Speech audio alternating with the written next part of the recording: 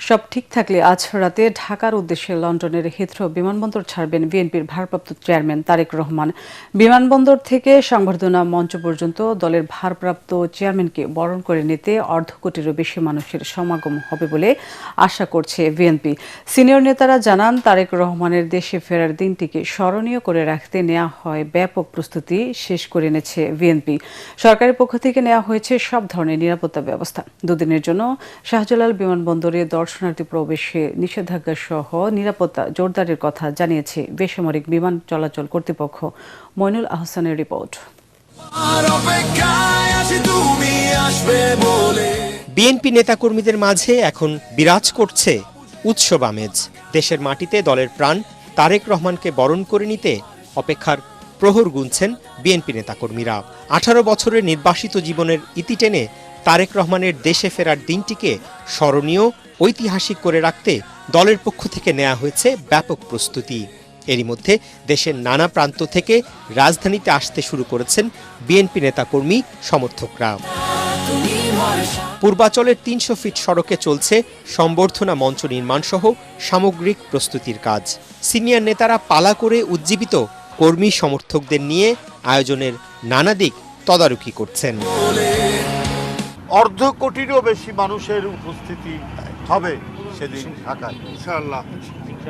আমাদের অন্যান্য যে প্রস্তুতি সেগুলো সম্পন্ন হওয়ার পথে, চূড়ান্ত হওয়ার পথে তারেক রহমানের স্বদেশ প্রত্যাবর্তন শান্তিপূর্ণ এবং জনতার অসংখ্য জনতার শুভেচ্ছায় সিক্ত হবেন।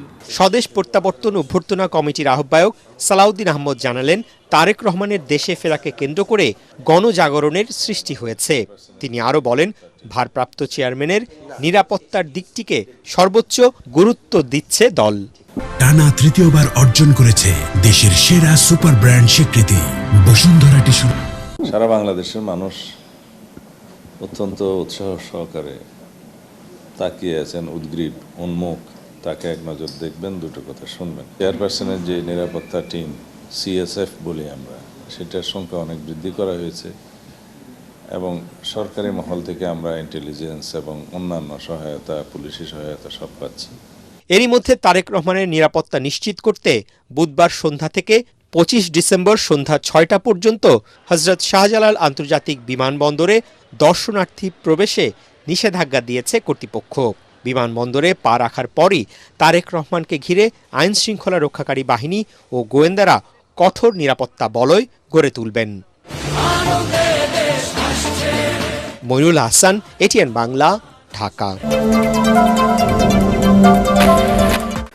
ত্রয়োদশ জাতীয় সংসদ নির্বাচনে আসন সমঝোতার অংশ হিসেবে জমিয়তে উলামায়ে ইসলামকে 4টি আসন ছেড়ে দিয়েছে বিএনপি। সংবাদ সম্মেলনে তথ্য জানিয়ে বিএনপির মহাসচিব মির্জা ফখরুল ইসলাম আলমগীর বলেন, এসব আসনে থাকছে না ধানের শীষের প্রার্থী। শীঘ্রই অন্য শরিকদের সাথে বিএনপির আসন সমঝোতা চূড়ান্ত হবে বলেও জানান তিনি। সরকারের ব্যর্থতায় আইন শৃঙ্খলা পরিস্থিতির অবনতি হয়েছে অভিযোগ করে বিএনপি মহাসচিব বলেন, কঠোর পদক্ষেপের মাধ্যমে নির্বাচনের পরিবেশ নিশ্চিত করতে হবে। মইনুল আহসানের আরও একটি রিপোর্ট। আন্দোলন সংগ্রামের দীর্ঘদিনের শরিক জমিয়তে উলামায়ে ইসলামের শীর্ষ নেতাদের নিয়ে চেয়ারপারসনের গুলশান কার্যালয়ে সংবাদ সম্মেলনে হাজির হন বিএনপি মহাসচিব মির্জা ফখরুল ইসলাম আলমগীর জানান, সমমনা দলটিকে নীলফামারী 1, নারায়ণগঞ্জ 4, সিলেট 5 ও ব্রাহ্মণবাড়িয়া 2 মোট 4টি আসনে ছাড় দেয়া হয়েছে, যেখানে প্রার্থী দেবে না বিএনপি। এই আসনগুলোতে আমাদের কোনো প্রার্থী থাকবে না, আমাদের অন্যান্য আসনগুলোতে তাদের কোনো প্রার্থী থাকবে না এবং আমরা যখন চূড়ান্ত ভাবে নির্বাচনের অন্যান্য আসনগুলো বাকি আছে সেটা যখন আমরা ঘোষণা করব। বিএনপি নীতি নির্ধারক আর জমিয়তে উলামায়ে ইসলামের নেতারা জানান, দেশের মানুষের প্রত্যাশা পূরণে ঐক্যবদ্ধভাবে কাজ করার অংশ হিসেবেই এই সমঝোতা। আমরা 8 দলীয় জোটের এমন কোনো আপনার অতীতে চালাইছেন বা ওনাদের এইসব আমরা কিছু দেখি নাই এখনো। আমরা বিএনপিকে 3 টার্ম দেখছি, যার কারণে আমরা বিএনপির উপরে আস্থা রাখতে পারি। আমরা সংবিধানের প্রস্তাবনায় মহান আল্লাহর উপর আস্থা এবং বিশ্বাস পুনঃস্থাপন করব এবং কোরআন সুন্নাহ বিরোধী কোনো আইন আমরা করব না। তবে আইনশৃঙ্খলা পরিস্থিতির অবনতি নিয়ে সংবাদ সম্মেলনে উদ্বেগ জানান বিএনপি মহাসচিব। সরকারের ব্যর্থতার কারণে আইনশৃঙ্খলা পরিস্থিতির যথেষ্ট অবনতি হয়েছে। আমাদের প্রত্যাশা ছিল যে অন্তত এই কয়েকটা মাস তারা তাদের যোগ্যতার পরিচয় দেবেন এবং এফিসিয়েন্সির সঙ্গে দেশকে পরিচালনা করবেন। কিন্তু নির্বাচনের যে পরিবেশ তৈরি করা, এই পরিবেশ তৈরি করা যে তাদেরকে আরও সচেতন এবং ইতিবাচক ভূমিকা পালন করা দরকার, আরও কার্যকরী ভূমিকা পালন করা দরকার। নির্বাচন যেন আপনার অত্যন্ত সুষ্ঠু পরিবেশে অনুষ্ঠিত হয়, সেই বিষয়গুলো দিতে লক্ষ্য রাখবেন, এটা আমরা আশা করি। অন্যান্য শরিক ও সমমনা দলগুলোর সাথে শিগগিরই আসন সমঝোতা চূড়ান্ত হবে বলেও জানান মির্জা ফখরুল। ধন্যবাদ। Thank you. Moinul Ahsan, ATN Bangla, Dhaka. ভোটারদের ভোট কেন্দ্রে আসা যাওয়ায় নির্বিঘ্ন ও নিরাপদ করতে মাঠ প্রশাসনের কর্মকর্তাদের নির্দেশ দিয়েছেন প্রধান নির্বাচন কমিশনার AMM নাসির উদ্দিন। বিশেষ করে সংখ্যালঘু ভোটার নিরাপত্তা নিশ্চিত করার তাগিদ দেন তিনি। রাজধানীর আগারগাঁওয়ে নির্বাচন ভবনে ডিসি, এসপি, বিভাগীয় কমিশনার ও আঞ্চলিক নির্বাচন কর্মকর্তাদের সঙ্গে বৈঠকে কথা বলেন সিএসসি।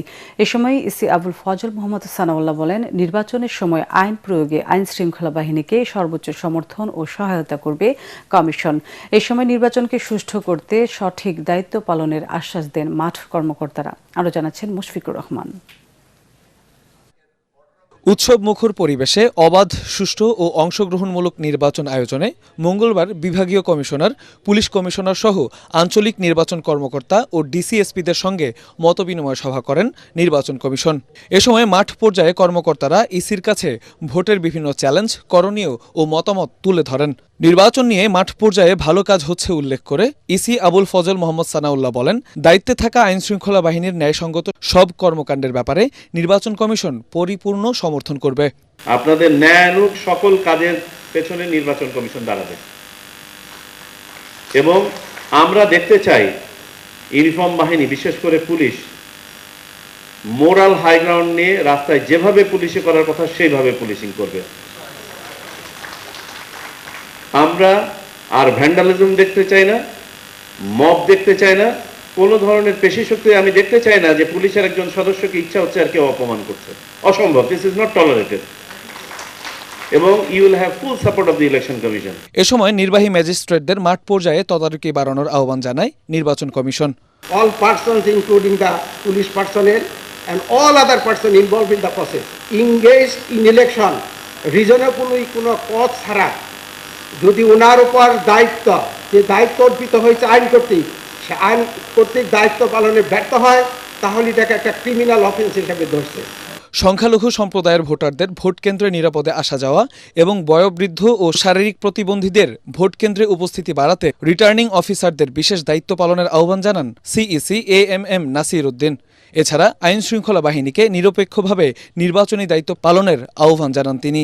কোনো মাইনরিটি কমিউনিটি যারা ভোট দিতে আসতে চান, তারা যাতে সেফলি আসতে পারে, শান্তিপূর্ণভাবে আসতে পারে, ভোটটা দিতে পারে, দিয়ে বাড়ি পর্যন্ত ফেরত যেতে পারে, এইটা এবং শান্তিতে ঘুমাতে পারে পরবর্তী দিনগুলোতে, সেই ব্যবস্থা আপনাদেরকে নিশ্চিত করতে হবে minority community.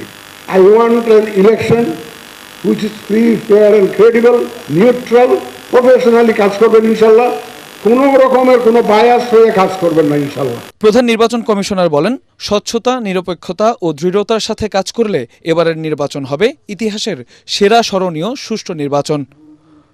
Mushfiqur Rahman, ATN Bangla, Dhaka.